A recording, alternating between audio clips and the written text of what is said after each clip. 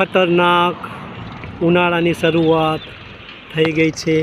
ધૂમ ધકતા તાપમાં દરેક જનજીવન અસ્તવ્યસ્ત થઈ જાય છે।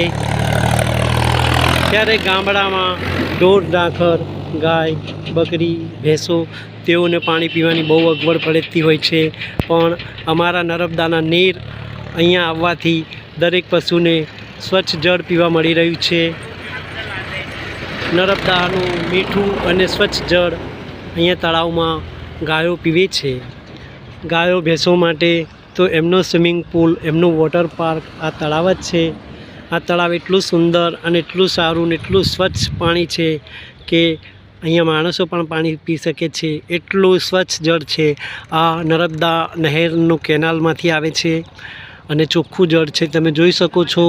દરેક જનજીવન અહીંયા ભર ઉનાળે પાણી પી રહ્યા છે। આજે 45 ડિગ્રીમાં પણ અમે દરેકે ગામે ગામ જઈ અને સારા સારા સુંદર વિડીયો બનાવતા હોય છે।